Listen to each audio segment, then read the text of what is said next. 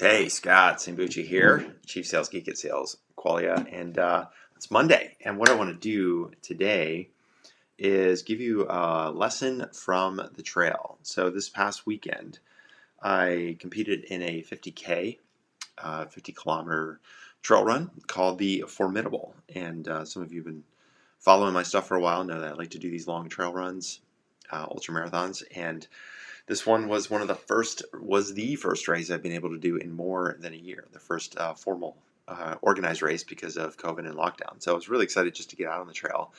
And as always, whenever I do these races, I look back and I have a way of identifying some lessons from being out there on the trail in these races and applying it back to running a startup. Because running a startup a lot of times feels like an ultra marathon, and sometimes it feels like an ultra marathon where nobody even really tells you the course that you're on. There's no markers along the way, and also feels like there's no finish line at some point. So as much as I can try to bring those lessons back from the trail to you, hopefully it will help you as you're thinking about how to keep going when you're on the trail of your growth path with your startup. So first thing I'll do is talk about the race itself. So this race is called FOURmidable, and it's in Auburn, California. This is one of the stickers they give you. It says, "Don't sign up for something hard, then quit when it gets hard."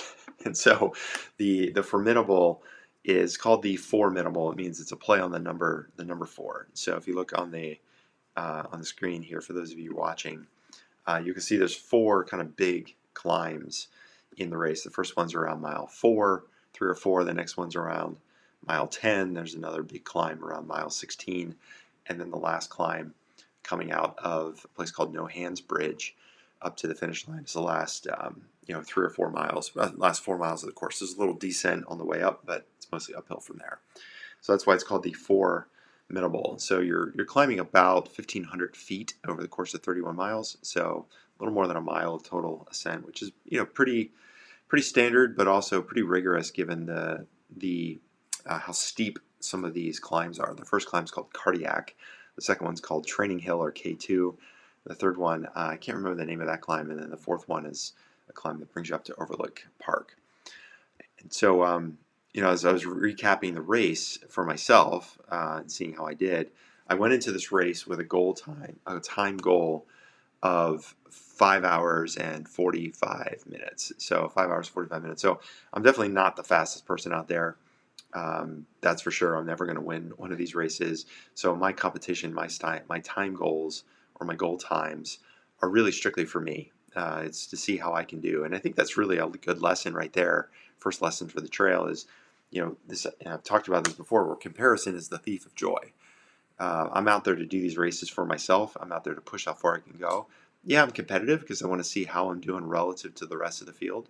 But once I'm out there on the trail, I mean, everybody's running their own race. Everybody has their own pace. You have no idea who people are when you're out there running. I've certainly had, people that are 10, 20 years my elder running by me on these trails. And you can't really, evaluate how you're doing relative to other people. You have your own training. You have your own time goals. You have your own way of going about these races, and the best you can do is do the best that you can do for yourself. And so for me, this time goal was important because that meant I would be running the race at about just over an 11-minute per mile pace. And I've been training on these trails for the last couple of months, getting ready for the Western States 100 coming up in June.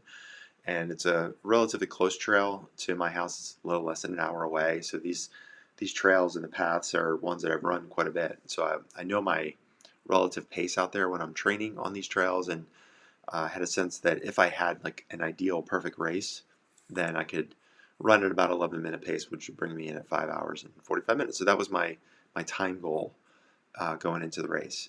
And so, the second, as I started off in the race, the splits, the first couple of miles, because they're mostly downhill, I knew I really needed to kind of go on attack. The first, and again, it's all relative when I say go on attack. It's like, who am I attacking?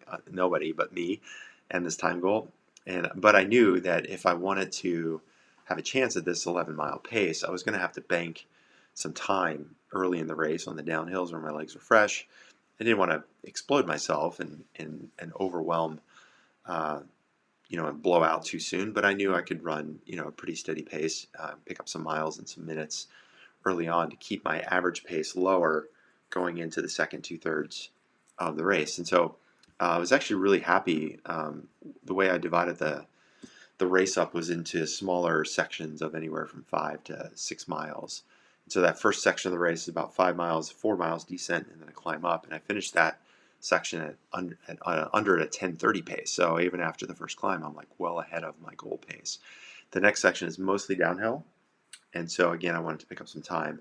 I was feeling pretty good there, and I think it's a good lesson though, because I think it's like knowing when to attack and when to lay back is a second kind of lesson here when you're thinking about running your startup. I think there's times where you need to go on the attack or be more aggressive, and that aggressive could be, be more aggressive with outbound and going after target markets. It could be being more aggressive about going after competitors. It could be more aggressive on, maybe trying to ramp up some hiring quickly if you think you have an opportunity to take some market and get out there. It could be being more aggressive with other parts of your sales process, right? Picking up the phone and calling the CEO on the other side of the table, where you've been working with mid-level people throughout the course of a sale, and you've got an opportunity here to really convert this prospect as a new customer. Sometimes you have to be a little bit more aggressive in a good way and take control and look for an opportunity, seize that opportunity to, in my case, it was bank some time. In your case, it might be bank some cash, right? But you also need to know when to lay back. And so some of these climbs are, they're not climbs where you're going to be doing any kind of running. Like the training hill climb, or what's called K2, is the second big climb, and it's about 1,000-foot climb in a mile. So it's really steep, right? You're not going to bank much time there. So you got to lay back a little bit and make sure that you're not going to burn yourself out going up a hill.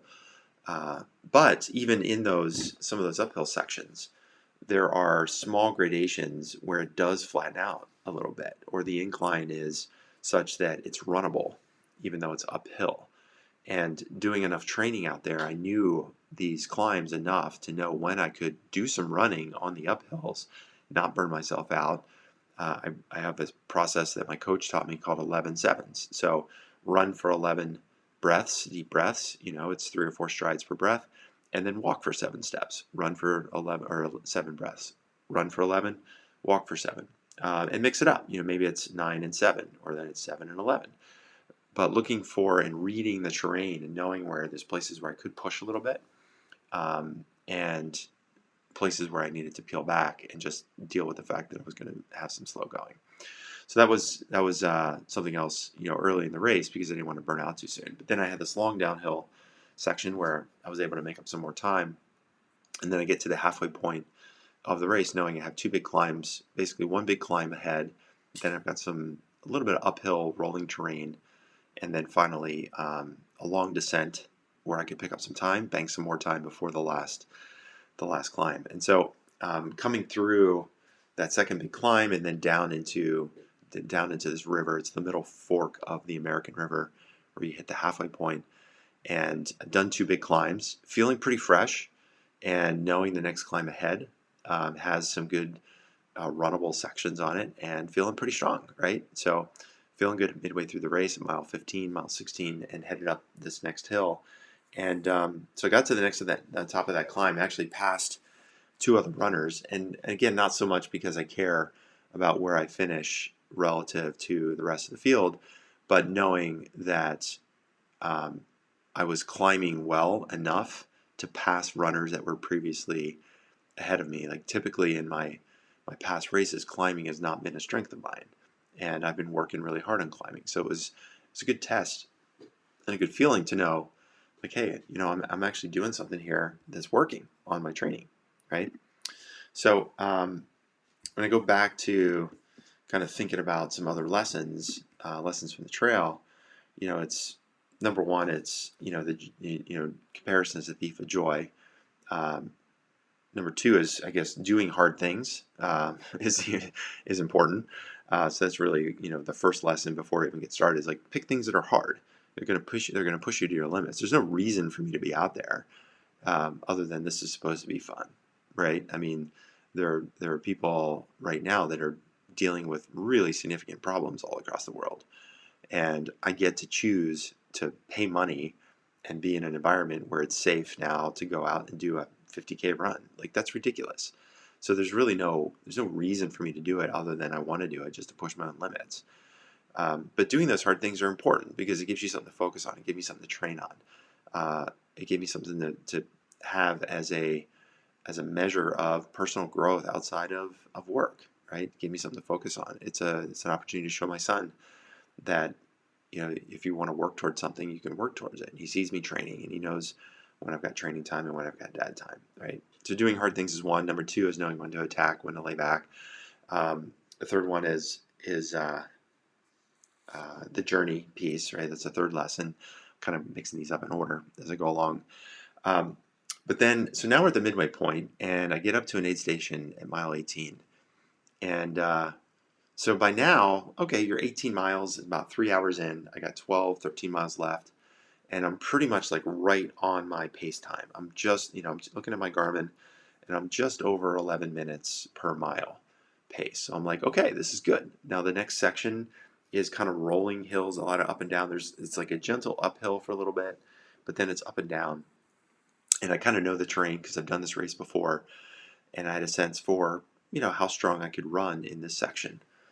And so I it was like a 5 or 6 mile section, and really my job there, that was one of those places where knowing where to attack, when to lay back. There was some downhill, I could go run more aggressively. Some uphills that weren't that steep, I could run up. There's a couple that were a little steeper. I knew I needed to walk and catch my breath, not try to push too much too hard, and really just kind of use those 6 miles as a way to bank a little bit more time before the last big climb. And I was able to do that. And so that mile 18, in that stretch though, I started to feel a little bit of a cramp in one of my legs. So not a big deal, but a little bit of a cramp. Foreshadowing. Right around mile 20. So I get to a town called Cool, which is at mile 24. So I've got about 23 or 24. So I've got about 8 miles to go. I think it's like 23 and a half, somewhere around there. So I got 8 miles to go. And now, again, at this next aid station, at mile 18, I was right on my goal pace. I get to the next aid station, and again, because this last section was kind of rolling hills and some flat and a little downhill, I was able to make up a little bit of time. So now my pace time overall for the race was under 11 minutes. It was right around like 11 or 10:56 per mile pace. So now I'm thinking, all right, now I've got a chance, right? At least I put myself in a position where I can, maybe hit this time goal. Because the last 8 miles, it's about 4 miles of downhill and then 4 miles of uphill. The last 4 miles of the race are mostly uphill. So I'm thinking to myself, I've got these next 4 miles of downhill from mile 23 and a half or so down to mile 27 or so. And then I got 4 miles of uphill. Part of the uphill is runnable, part of the uphill is not runnable. It's all hiking. So those hiking sections I knew are going to be slow.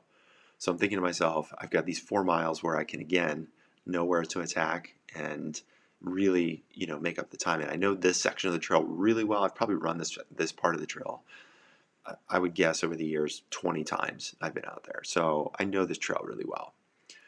So I'm feeling good. I short stop at the aid station. Every aid station I was there for no more than a minute. Really just filling up quickly with water. I carried a backpack, so I had everything with me that I needed without having to refuel too long. Grabbed a couple goo gels. I don't eat those very often, but in shorter races like this, they're a good pop of energy. So, foreshadowing, I mentioned earlier. So this is the next lesson, which is, crap is going to happen. Shit's going to happen. And what matters, especially when you're running your startup, is how you respond to it. You know it's going to happen. You don't always know when it's going to happen. And oftentimes the shit's going to happen at the time where you least expect it. And for me, coming out of this cool aid station, I knew I had these 4 miles of downhill. And I'm thinking to myself, this is great. Like, I'm feeling pretty strong. I'm ahead of my schedule. I got these 4 miles of downhill. I know the trail really well. Like, let's go, right? Let's see if I can bank some more time. I am not more than a quarter mile out of the aid station and going down a really pretty easy part of the trail along a highway. that's going to feed me back into the forest. And I kick a rock. I not only kick a rock, I completely bust it hard. So I tripped over a rock sticking up in the trail and came down hard. I came down hard on my left forearm and my left hand. I came down hard on my left hip. And there's other rocks on the trail. And it was just like a oof kind of moment. Like, oh. And it was painful, right? I looked at my arm and it's pretty much shredded. All the skin is, not to be too graphic, but the skin has come off. Most of my forearm, I got a bandage on it now. It's all wrapped up. My left hand is pretty scraped up. I got some cuts and there's blood and stuff. My left hip, I can feel it's pretty banged up. Big scrape there. And I'm laying on the ground in the dust thinking like, okay, first of all, am I hurt? Like, am I injured? Am I just in pain or am I injured? So I was clearly in pain because I'd fallen on some rocks. And my calves started cramping up because my body was just contorted. Now I'm laying on the ground in the dust, face down towards a hill, and thinking to myself, okay, am I hurt? First of all, like, did I hurt something? Did I injure myself? And I could tell I didn't feel an injury. I didn't feel like sharp pain in my ankles. I didn't feel sharp pain in my quads or my hamstrings, other than cramping. So I managed to get myself up and reset again. Okay, am I injured? No, I'm not injured. I'm just in pain right now. And so I just, when I talk about stuff's going to happen, shit's going to happen, and how you respond to it, you just have to decide, okay, well, what am I going to do? Like, frankly, what am I going to do? I got 8 miles to go. What am I going to go back to the aid station and quit? I mean, I'm not injured. I'm just, cut up a bit. And the next 4 miles are downhill. I know the trail pretty well, so the least I can do is just, work my way down to the bottom of the hill, get to the No Hands Bridge, and then figure out things from there. And so you just have to just kind of decide when these things happen, what are you going to do? And for me, it wasn't really a choice. I made a decision when I started the race I was going to finish the thing unless I got injured. I wasn't injured. So you just keep going. It's just part of running on the trail, just like running your startup. Things are going to happen that you don't expect, and they'll oftentimes happen when you least expect them. So you get up and you keep going, right? And so the last, those 4 miles, I get down to No Hands Bridge, and I managed to, get some pace back. It wasn't comfortable running. I could feel some soreness in my hip, but again, I wasn't injured. I was just, bruised. So I got down to No Hands Bridge, and it's starting to feel pretty warm out there now at this point. So it's, close to 1 o'clock in the afternoon. One of the warmest days of the year. So it's reaching low 80s. So it's not, hot like you can get here in the Central Valley. But it's the warmest day that I've been out there running since training. And I could feel my body starting to like heat up pretty hard. I was starting to redline a little bit. So I knew I looked at my watch. I got to No Hands Bridge just before 1 o'clock. So that meant I had about 50 minutes to cover the last 4 miles. So you do the math on that. It's about a 12-minute mile pace is what I had to run, including the last mile, which is basically hiking uphill. So I know I'm cutting it close, but I still have a chance, right? So the first 2 miles out of No Hands Bridge, it's uphill, but again, I've done that trail probably 20 times, and I know that it's runnable at a slower pace. I can run that at, even if I can run that at 10 to an 11-minute mile, I'm not losing time. I'm still keeping the time that I banked. And now that it's like you're starting to feel the finish line a little bit here, and these are the games that you play with yourself, and out there on the trail, but also running your startup, right? You're starting to think through and calibrate. Okay, where do I need to be by what point in my timeline? Like where's my next checkpoint? Where do if I got to get to a funding round in the next 4 months, like what's the thing I got to do to get to the funding round in the next 4 months? And that becomes your primary focus.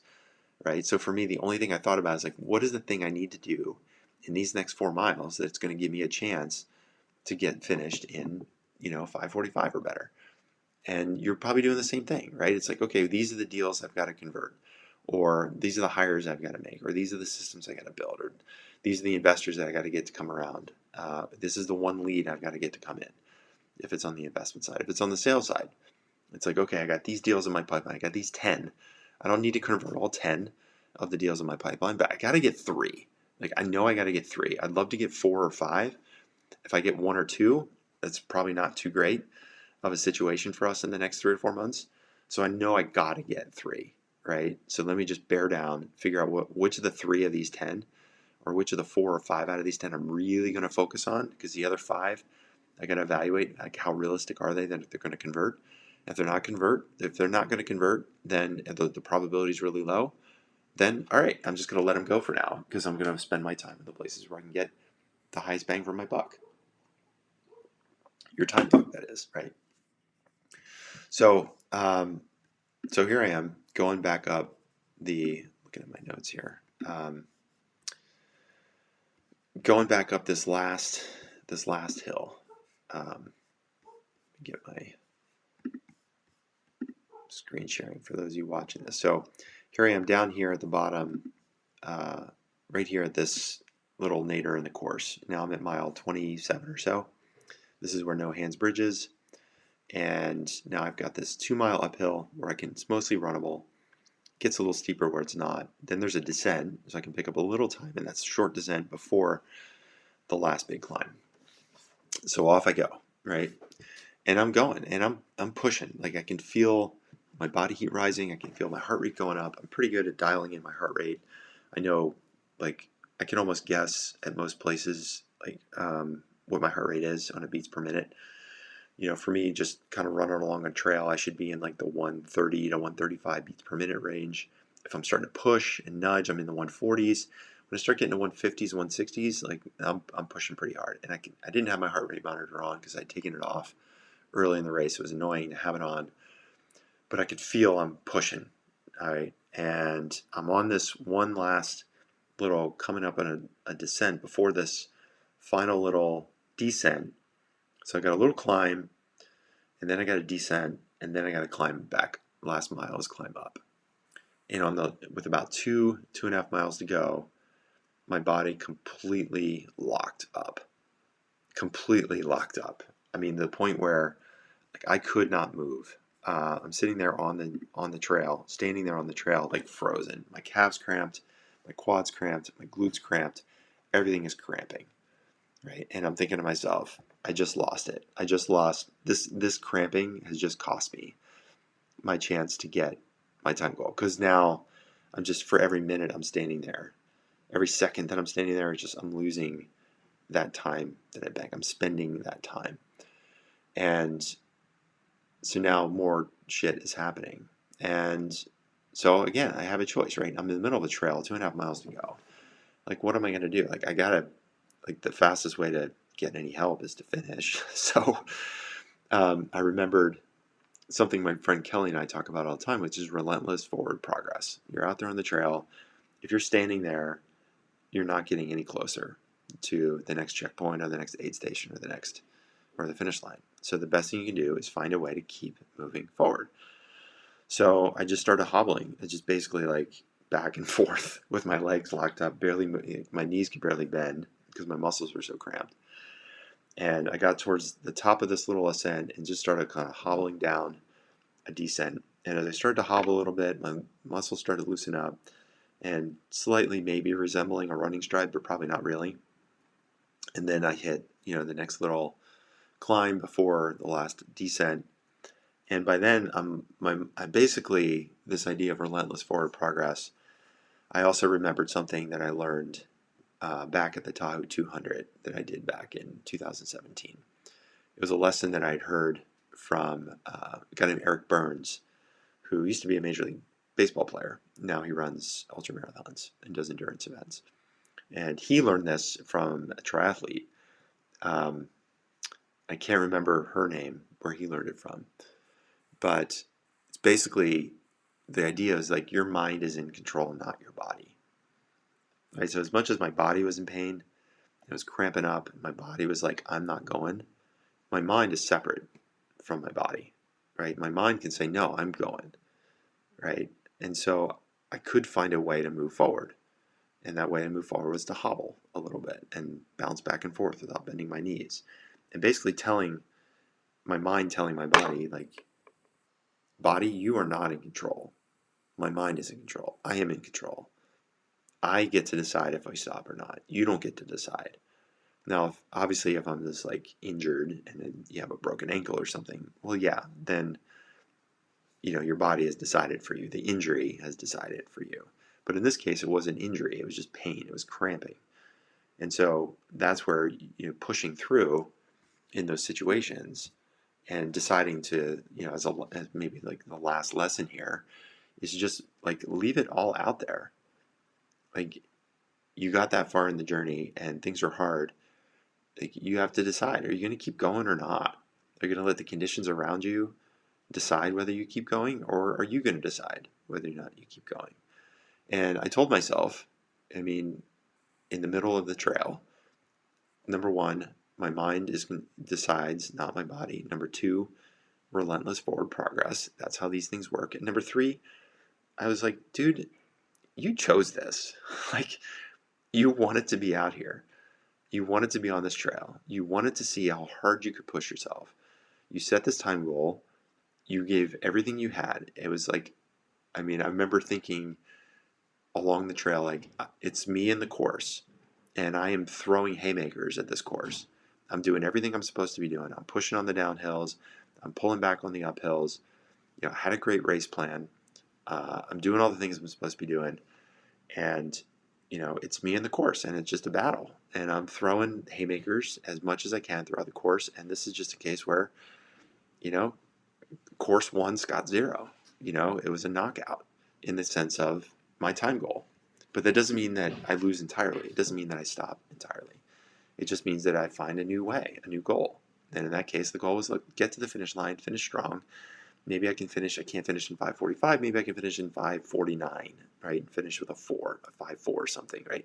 It's completely stupid when you think about, whether or not those times go, but you got to find something to keep you going so that you have, because the easy thing to do would just be to like, just limp it in, walk it in. It doesn't matter if I finish in 6 hours or 6:12 or whatever I finish.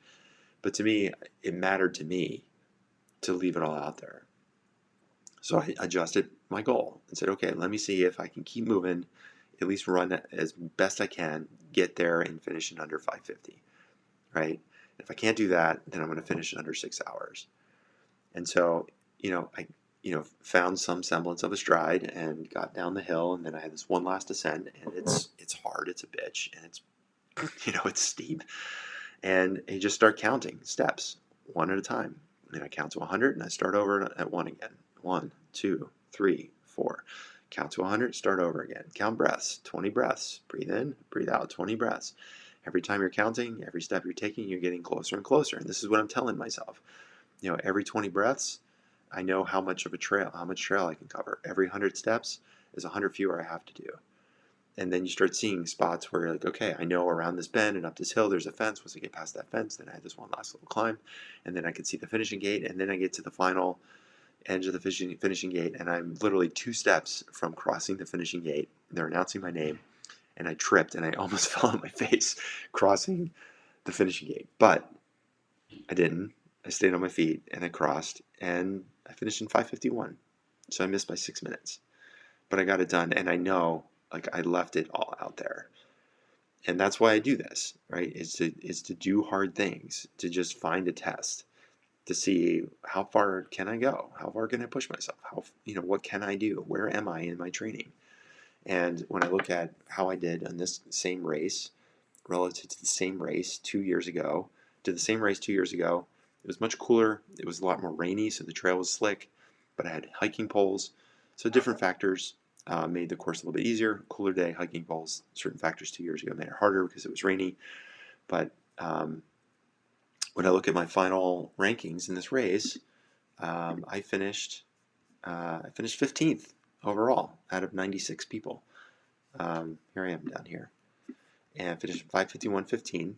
And dude, like I'm damn proud of that.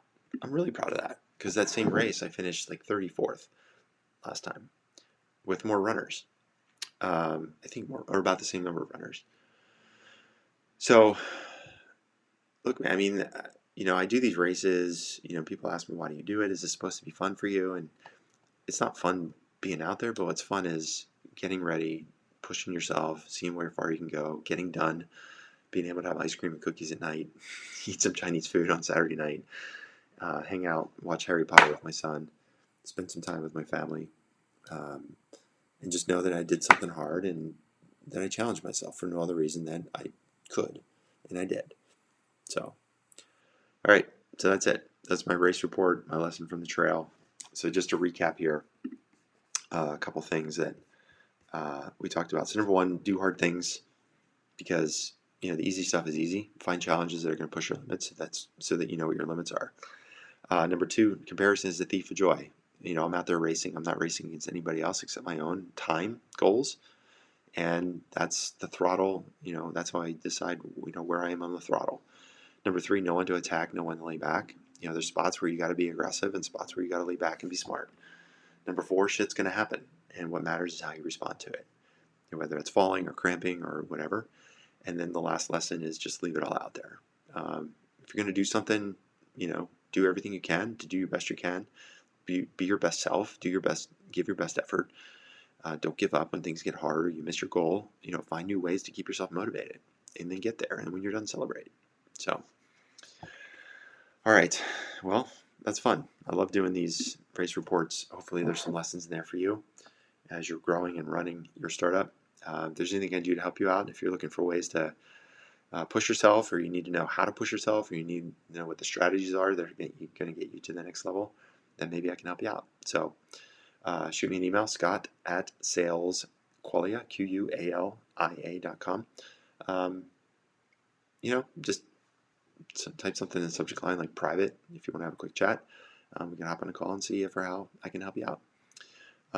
Otherwise, I'll leave you with my sort of personal mantra, which is do more, be happy, surprise yourself, go farther. See ya.